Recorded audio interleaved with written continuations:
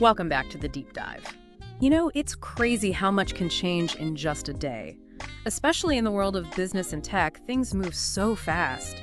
Today, we're diving deep into everything that happened on this Tuesday, January 7th, 2025. We've got a really interesting mix of sources today, news articles, analyst reports, even some social media buzz, all pointing to some major shifts happening. It's a wild ride. Yeah. All these tech advancements, market forces, and even some regulatory drama, all shaping the business world as we know it. Okay, so let's dive right in. We've got to start with CES 2025. It's happening right now, and one of the biggest headlines is NVIDIA. They're using AI to train robots. And get this, they're using video game graphics. It's mind-blowing. This could totally change how we train robots. Imagine teaching a robot to do complex tasks without needing real-world scenarios. Those can be super expensive and time-consuming. This could open up so many possibilities for robotics across, every industry. And you've been following NVIDIA for a while, right? What do you think about their overall strategy? I mean, they also unveiled some new gaming chips and their first ever desktop computer. It seems like they're really going for it. Oh yeah, they're definitely trying to be more than just a chip maker. They want to be a leader in AI and computing as a whole. It's a bold move, but considering how well they're doing in data centers, it might just work. Speaking of big moves, there's a huge shakeup happening in the stock image world. Getty Images is merging with Shutterstock. It's a multi-billion-dollar deal that's going to create a stock image giant. No kidding. You know what's really interesting about this? It shows how these companies are preparing for a future dominated by AI-generated content. It makes you think, what will happen to photographers and the value of human-created images? That's a great question. Okay, let's shift gears a bit and talk about transportation. Things aren't quite as rosy over there.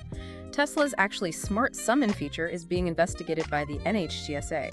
There have been several reports of crashes. That's concerning. It raises serious questions about the safety and reliability of self-driving tech, even in its more, limited forms like this feature.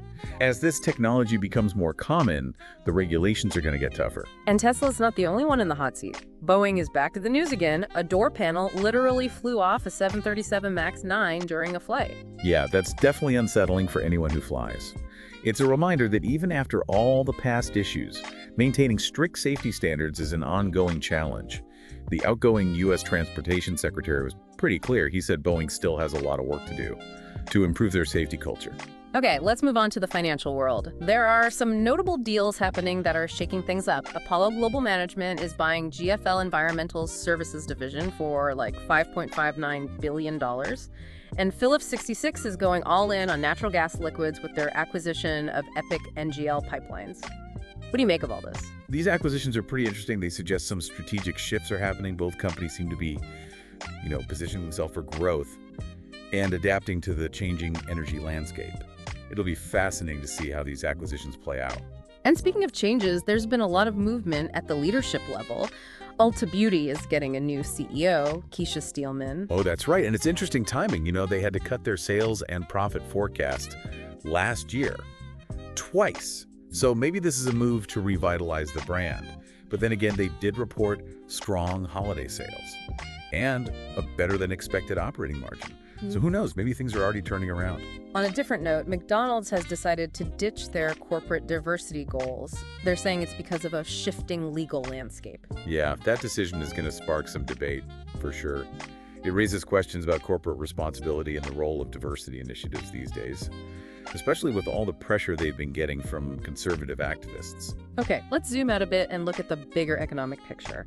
Analysts have been busy revising their earnings estimates for the S&P 500, and it seems like there's a bit of a disconnect happening. Yeah, it's pretty strange. Despite lowered earnings expectations for the last quarter of 2024, the stock market actually went up. So earning forecasts went down by 2.7%, but the S&P 500 actually jumped up by 2.1%, closing at 5,881.63. That doesn't seem to make sense. It really highlights how complex market sentiment is, and how investors don't always react in predictable ways. Sometimes, things other than just earnings can drive market trends. It sounds like the energy and materials sectors were hit the hardest. Yeah, they saw declines of 14.1% and 12.5% respectively. But on the bright side, communication services saw the biggest increase. Their earnings estimate went up by 4.1%. It's a real mixed bag out there. And for 2025 as a whole, analysts have lowered their earnings estimates, but it's not as bad as some might have thought. Right, the overall estimate declined by 0.9%, which is actually less than the 5-year average decline of 3.4%. So, maybe it's not all doom and gloom for the market. It'll be interesting to see how these projections actually play out. Before we jump into some specific company news, let's take a look at a few companies making headlines. First up, we've got AbbVie. They've been on an acquisition spree lately. Yeah, but those acquisitions have come with some pretty hefty expenses. We're talking about $1.6 billion, things like milestone payments and R&D costs. And as a result, they've had to lower their 2024 profit forecast.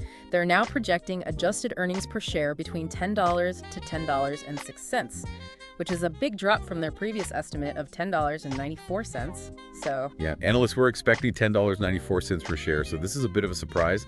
Seems like those acquisition expenses are having a bigger impact than they initially thought. We'll have to wait for their fourth quarter earnings report to get a clearer picture. Okay, now let's talk about Google, or I guess Alphabet, their parent company. They're facing another complaint from the U.S. Labor Board. Oh, right. This is the second complaint of this nature. The claim is that Google is acting as the employer for some of their contract workers, and therefore they have to bargain with their union. This specific complaint focuses on about 50 content creation workers in San Francisco who are technically employed by Accenture Flex, but they work for Google. And these workers voted to join the Alphabet Workers Union back in 2023. The National Labor Relations Board is calling Google a joint employer in this case. Yeah, this case could have big implications for how these tech giants classify and treat their contract workers. It'll be interesting to see how this plays out legally and what it could mean for the future of gig work in tech. All right, moving on to Apple. They've been having some interesting conversations with Indonesia. Remember how Indonesia banned the sale of the iPhone 16 last year? Right, because Apple didn't meet the requirement for locally made parts. Well, it seems like Apple's trying to change that. The Indonesian industry minister recently met with Apple's vice president of global government affairs and some other execs to talk about a potential investment proposal. Interesting. Well, the details are still hush-hush. It's clear that Apple wants in on the Indonesian market, and they're willing to invest to make it happen. Smart move, considering the huge growth potential in that region. Now let's circle back to Boeing for a sec. As we mentioned before, they're facing some serious scrutiny. The outgoing U.S. Transportation Secretary didn't hold back. He said Boeing has much more to do to improve its safety culture. And that statement came after that incident with the door panel, the one that came loose from a brand new 737 MX-9 during a flight. It was missing 4 crucial bolts. Wow, that's pretty shocking. Especially considering it was a brand new aircraft, it makes you wonder about their quality control. It definitely does. It's a stark reminder that maintaining those rigorous safety standards is an ongoing challenge. Even after past crises, like the 737 MX has already been under so much scrutiny. And this latest event is just going to add to the pressure on Boeing. They need to prove their commitment to safety.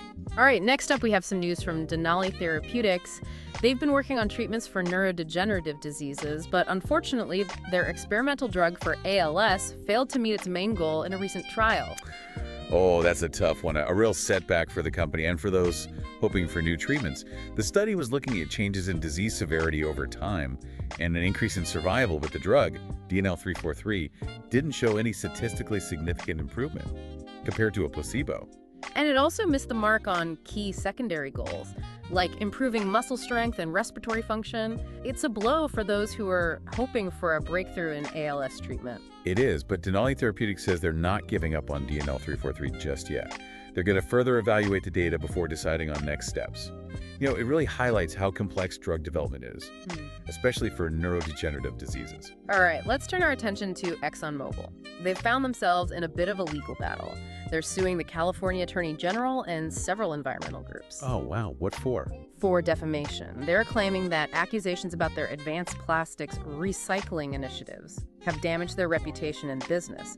The lawsuit specifically mentions statements made by the Attorney General and a law firm that's connected to an Australian nonprofit that's been critical of ExxonMobil's environmental practices.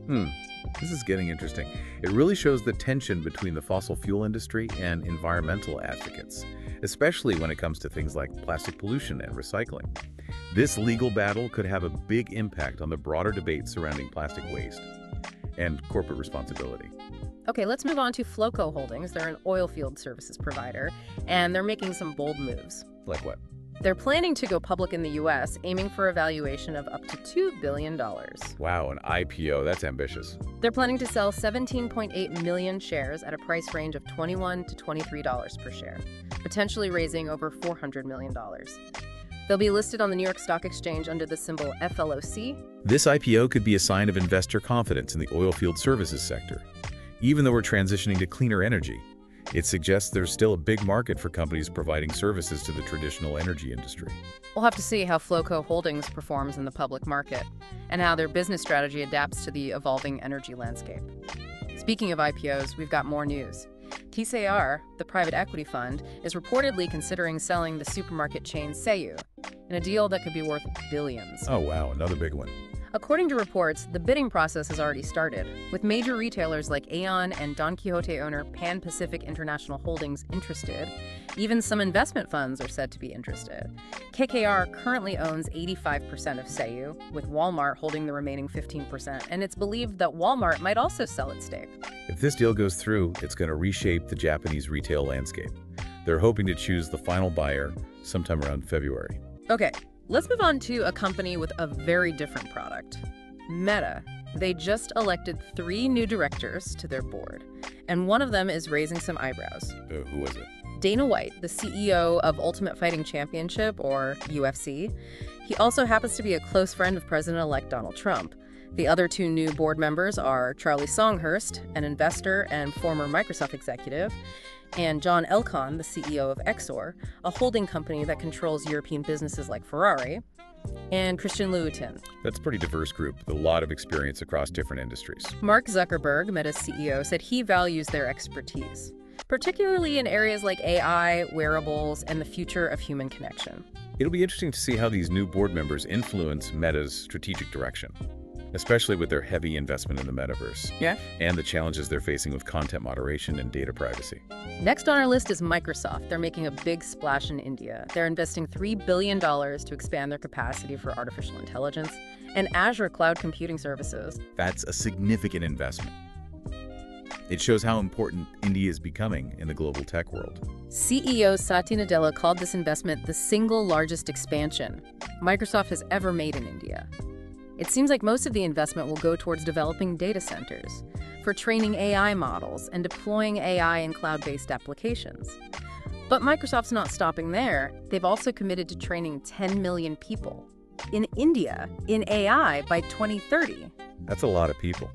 It demonstrates Microsoft's long-term vision for India and their belief in the country's potential as a hub for AI innovation. I'm curious to see how this investment will impact the growth of India's tech sector and the development of its AI workforce. Let's go back to CES for a minute. Earlier, we talked about NVIDIA using AI to train robots with video game graphics. Well, they also made some other big announcements. Oh yeah, what else did they unveil? New gaming chips. And get this, they're powered by NVIDIA's Blackwell AI technology, the same tech that's driving their data center sales. And they also launched their very first desktop computer called Project DGETS. It's designed specifically for computer programmers. So they're not just focusing on AI for robots and self-driving cars anymore. They're branching out into gaming and professional developer tools. Yeah, it seems like they're strategically diversifying their offerings to tap into new revenue streams and solidify their position as a leading tech innovator. It's a smart move, especially if they can leverage their AI expertise across all these different areas. While NVIDIA is expanding, Southwest Airlines is doing a bit of downsizing. They just struck a deal to sell and lease back 36 of their Boeing 737-800 aircraft. Interesting. What's the thinking behind that? Seems like it's a financial move. They got $871 million from selling 35 of those planes back in December, and now they'll lease them back for terms ranging from 26 to 37 months, during which, they'll have to pay rent. It's a common practice in the airline industry, especially when airlines are trying to manage their fleet and optimize their financial position. Makes sense. All right, next up we have Suncor Energy. They're a Canadian oil and gas company, and they're reporting some positive numbers. Oh, what kind of numbers are we talking about? They saw higher upstream production and throughput at their refineries in the fourth quarter. That's good news for them. Their upstream quarterly production rose to 874,000 barrels per day. That's up from 808,000 barrels per day during the same period last year. And the refinery throughput also saw a jump, going up by 31,000 barrels per day to 487,000. Their refinery utilization rate also climbed to 104%, up from 98% last year.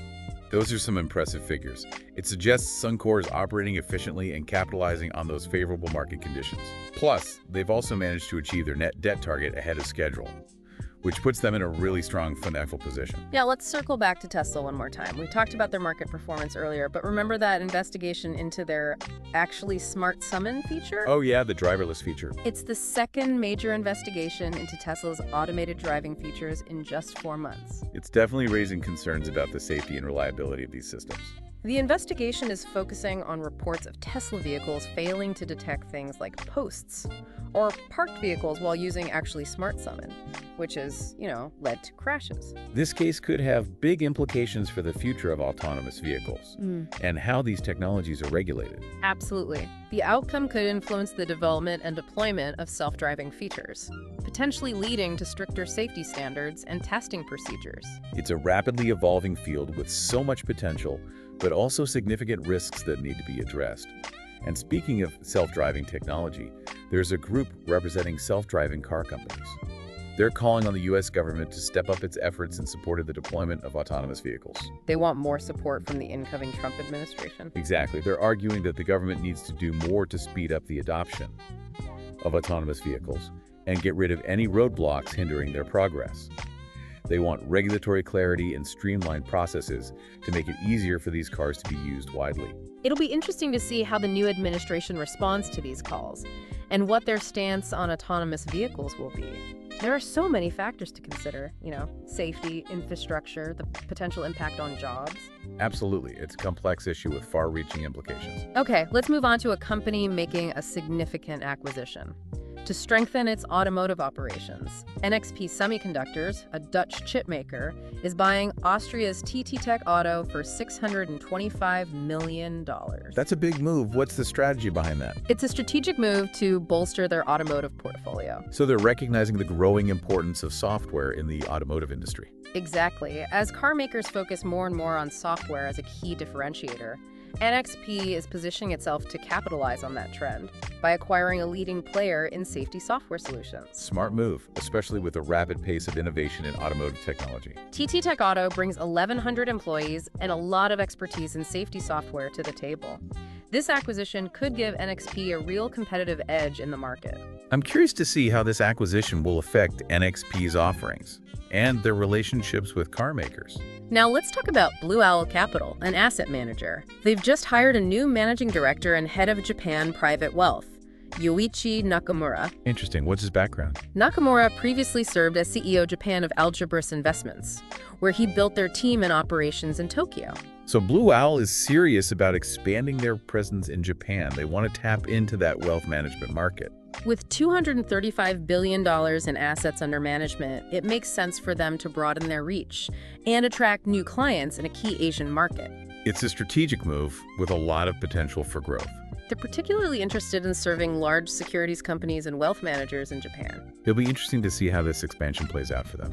Now, remember Alphabet and that second complaint from the U.S. Labor Board? Oh, right, the one about their treatment of contract workers. Well, this complaint claims that Google is a joint employer of around 50 San Francisco-based content creation workers who are employed by IT firm Accenture Flex.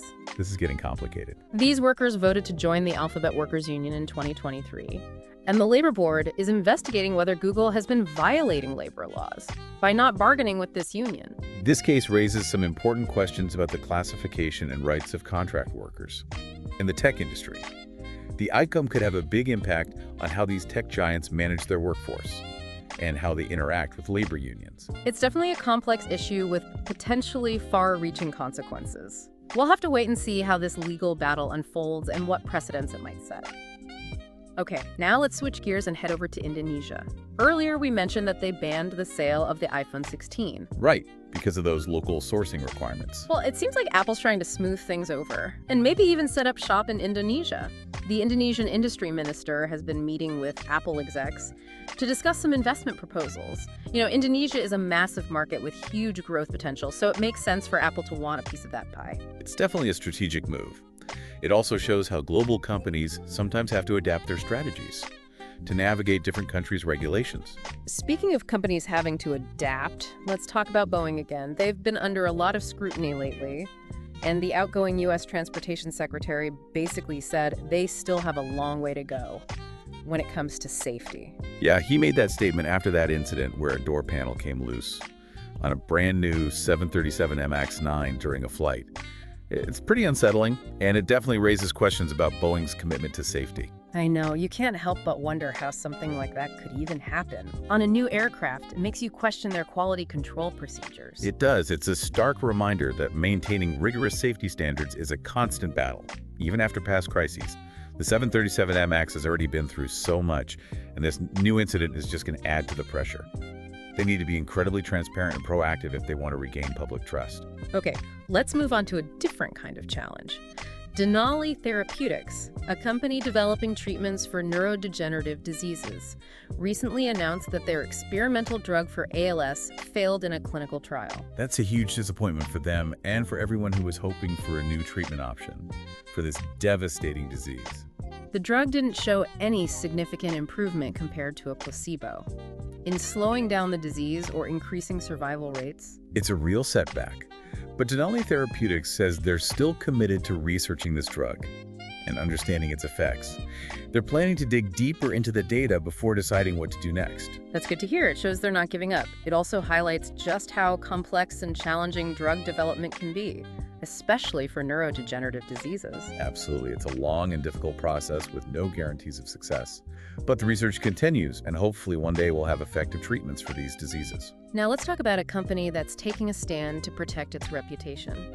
ExxonMobil is suing the California Attorney General and a few environmental groups for defamation. Wow, that's a bold move. What's the story there? They're claiming that the accusations made against their plastics recycling initiatives have hurt their business and their image.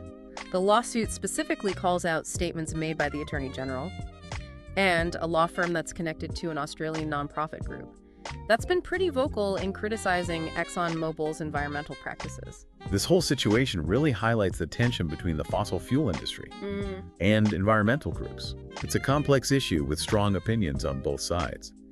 It'll be fascinating to see how this legal battle plays out. All right, let's shift gears again and talk about a company that's hoping to make a big splash in the stock market. Flowco Holdings, an oilfield services company, is planning an IPO with a target valuation of up to $2 billion. That's a pretty bold move, considering the world is moving towards cleaner energy sources. But it seems like there's still plenty of investor interest in traditional energy companies. Their plan is to sell millions of shares at a price range of $21 to $23 per share, with the goal of raising over $400 million. They'll be listed on the New York Stock Exchange under the ticker symbol FLOC. It'll be interesting to watch how Flowco Holdings performs in the public market. Even though the world is shifting towards renewable energy, there's still a huge demand for oil and gas. And companies like Flowco are essential for getting those resources out of the ground. Speaking of IPOs, there's another big one brewing in the retail world. KKR, the private equity firm, is reportedly thinking about selling the Japanese supermarket chain Seiyu. Really?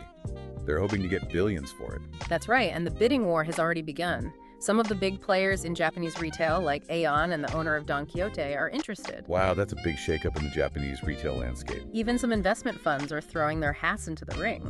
KKR owns the majority of Seiyu, but Walmart also has a 15% stake. And they might sell their shares as part of the deal. That's the rumor. It'll be interesting to see who ends up owning Seiyu and what changes they might make. They're hoping to finalize the deal sometime in February. Okay, enough about groceries. Let's talk about the metaverse. Meta, formerly Facebook, just added 3 new directors to their board, and one of them is getting a lot of attention. Who is it? Someone controversial. Dana White, the CEO of the Ultimate Fighting Championship. He's also a close friend of President-elect Donald Trump.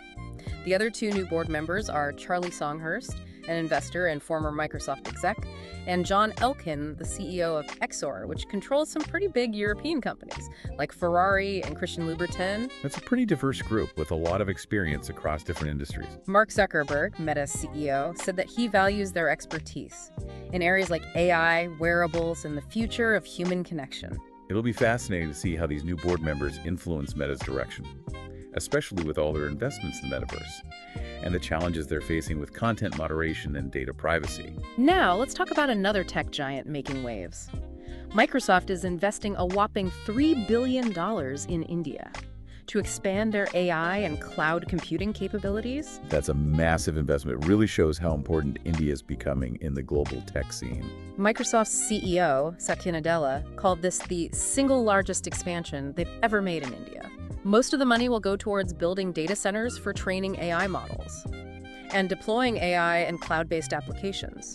But they're also going to be training a lot of people. They're aiming to train 10 million people in India in AI by 2030. Wow, that's ambitious. It really shows their long-term vision for India. It seems like they see India as a future hub for AI innovation. I agree, it's a smart move. It's going to have a big impact on the growth of India's tech sector. I'm really curious to see what kind of AI talent comes out of India in the next few years. Let's circle back to CES for a minute. Earlier, we talked about NVIDIA using AI to train robots with video game graphics. Well, they also made some other announcements at CES. Oh, what else did they unveil? New gaming chips. Really? What's special about them? They're powered by NVIDIA's Blackwell AI technology, the same tech that's driving their data center sales. And they also launched their very first desktop computer called Project Dietz. It's designed specifically for programmers. So they're really branching out, huh? Yeah. They're going after the gaming market and the professional developer market. It's a smart move, especially if they can leverage their AI expertise across these different areas. It'll be interesting to see if these new products can live up to the hype. I'm sure they'll generate a lot of buzz.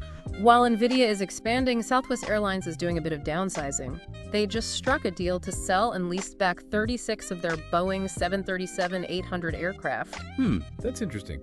What's the reason for that? It seems like a financial move. They got $871 million from selling 35 of those planes back in December, and then they'll lease them back for a few years. Ah, I see. It's a way for them to free up some cash. Exactly. It's a common strategy in the airline industry. It helps them manage their fleet and their finances. Okay, let's switch gears one last time and talk about a company that's doing pretty well right now. Suncor Energy, a Canadian oil and gas company, is reporting some positive news. Oh, that's good to hear. What's the good news? They saw a significant increase in their oil production in the last quarter. They also boosted their refinery throughput, and their refinery utilization rate is up to an impressive 104%. Those are some impressive numbers. It seems like they're operating efficiently and taking advantage of the current market conditions. Absolutely. And on top of that, they've also managed to pay down their debt ahead of schedule, which puts them in a very strong financial position. It's a good sign for Suncor. Now, we've talked a lot about Tesla today, from their self-driving tech to their market performance, but let's circle back to that investigation into their actually smart summon feature. Oh, right, the one that's causing all the trouble. It's the second major investigation into Tesla's self-driving tech in just a few months. It's definitely raising some eyebrows. And it's not just about Tesla, it's about the whole future of self-driving cars. As these systems become more common, the scrutiny from regulators is only going to increase. Exactly. The outcome of this investigation could have a major impact on how self-driving cars are developed and regulated moving forward. Now, remember earlier when we talked about that group representing self-driving car companies? Expert. Right, they were asking for the government to step in and help with the rollout of autonomous vehicles. They want the Trump administration to push for faster adoption. Exactly, and they want to get rid of any regulatory roadblocks that are slowing things down. It's a complicated issue, though. You have to think about safety, the need for new infrastructure, and the impact on jobs. It's true. It's a complex issue with a lot of different perspectives. It'll be interesting to see how the new administration handles all of this. Okay, let's move on. There's a company making a big acquisition to boost their automotive operations. Oh, who is it? NXP Semiconductors, a Dutch chip maker, is buying Austria's TT Tech Auto for $625 million. That's a pretty hefty price tag. What's the strategy behind this move? It's all about strengthening their automotive portfolio. I see. So they're recognizing that software is becoming more and more important in the car industry. Exactly. As car makers increasingly focus on software, NXP wants to be a leader in that space. They're acquiring a company that specializes in safety software solutions.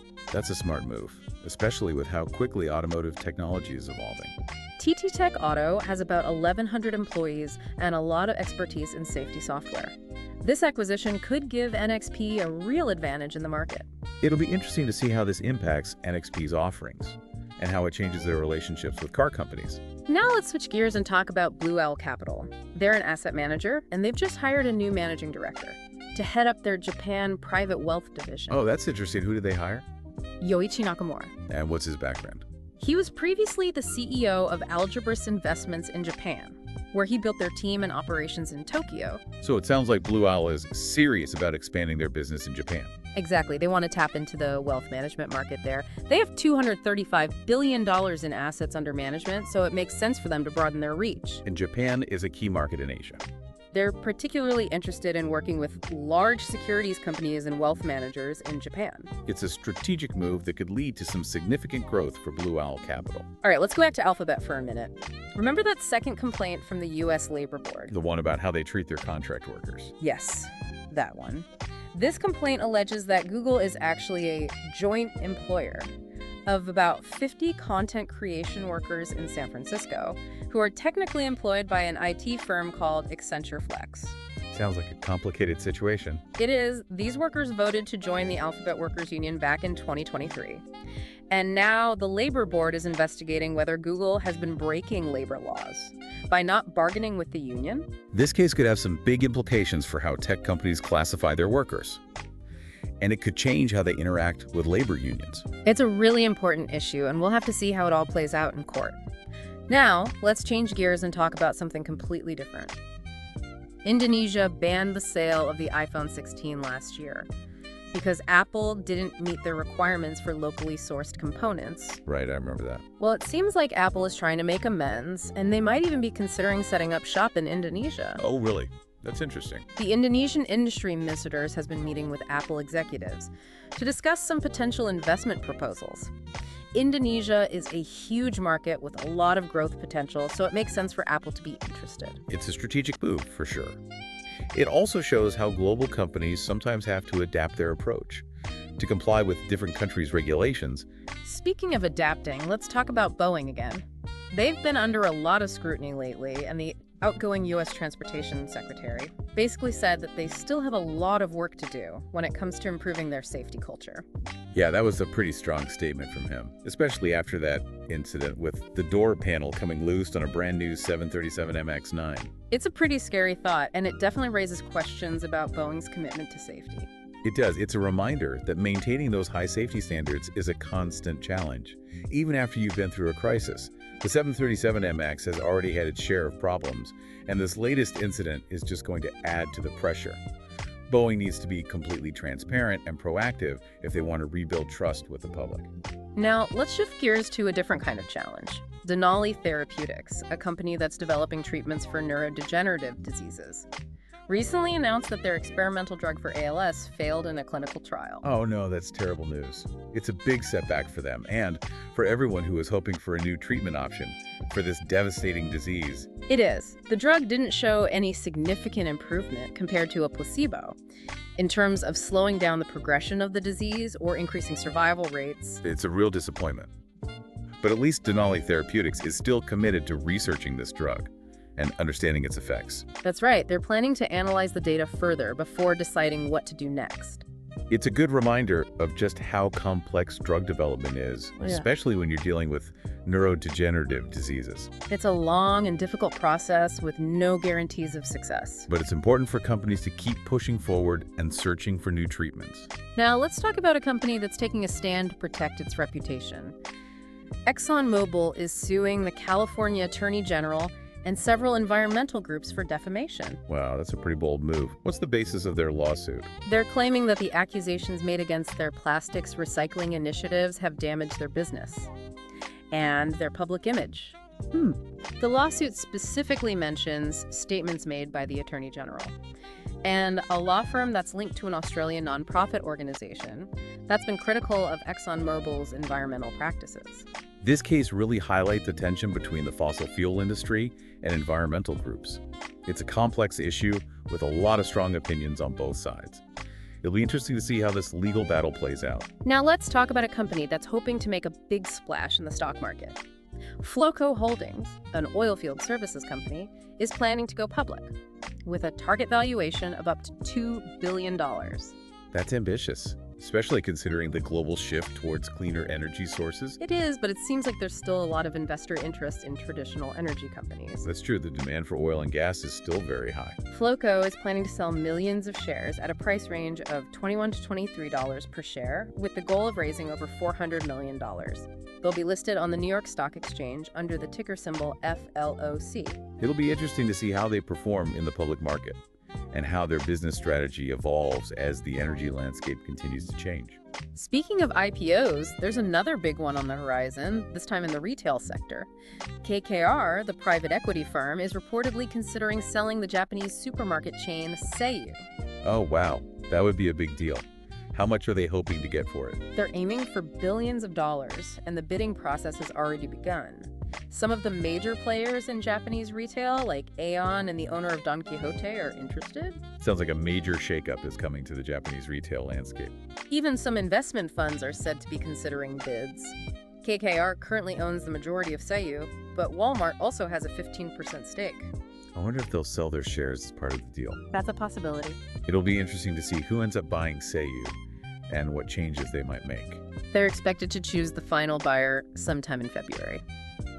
Okay, let's move on to a company with a very different product, Meta. They just added 3 new directors to their board, and one of them is generating a lot of buzz. Oh, who is it? Someone controversial. It's Dana White, the CEO of the Ultimate Fighting Championship. Interesting. He's also a close friend of President-elect Donald Trump, isn't he? That's right. The other 2 new board members are Charlie Songhurst, an investor and former Microsoft executive, and John Elkann, the CEO of Exor, which controls some well-known European companies, like Ferrari and Christian Louboutin. It's a pretty diverse group with a lot of experience in different areas. Mark Zuckerberg, Meta's CEO, emphasized their expertise in AI, wearables, and the future of human connection. It'll be fascinating to see how these new board members influence Meta's direction, especially with their big investments in the metaverse and the challenges they're facing, with things like content moderation and data privacy. Now, let's talk about another tech giant that's making headlines. Microsoft.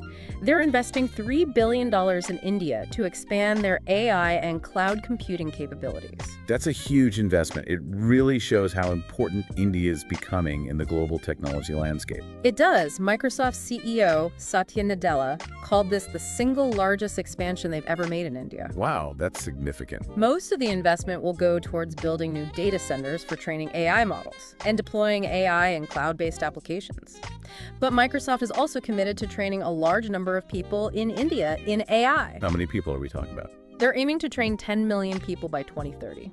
That's incredibly ambitious. It really shows their commitment to India and their belief in the country's potential as a hub for AI innovation. Let's go back to CES for a moment. Earlier, we talked about NVIDIA using AI to train robots with video game graphics, but they had some other big announcements at CES as well. Oh, what else did they unveil? New gaming chips. That's exciting news for gamers. These new chips are powered by NVIDIA's Blackwell AI technology. It's the same technology that's been driving their data center sales. And they also launched their very first desktop computer called Project DGITS. A desktop computer. That's a new direction for them. It is, and it's designed specifically for programmers. So it seems like they're really diversifying their product line. Exactly. They're targeting both the gaming market and the professional developer market. It's a smart strategy, especially if they can leverage their AI expertise across these different areas. While NVIDIA is expanding, Southwest Airlines is actually downsizing a bit. They recently made a deal to sell and lease back 36 of their Boeing 737-800 aircraft. Interesting. What's the reason for that? It seems to be a financial move. They received $871 million from selling 35 of those planes back in December. And now they'll lease them back for a few years. I see. So it's a way for them to generate some cash while still having access to the planes they need. Exactly. It's a common practice in the airline industry. It allows them to manage their fleet and optimize their financial position. Now, let's shift gears one last time and talk about a company that's doing quite well. Suncor Energy, a Canadian oil and gas company, is reporting some positive results. Oh, that's good to hear. What kind of results are we talking about? They saw a significant increase in their oil production in the last quarter. They also boosted their refinery throughput, and their refinery utilization rate is up to an impressive 104%. Those are some great numbers. It seems like they're operating very efficiently and taking advantage of the current market conditions. Absolutely. And on top of that, they've also managed to reach their net debt target ahead of schedule. which puts them in a very strong financial position.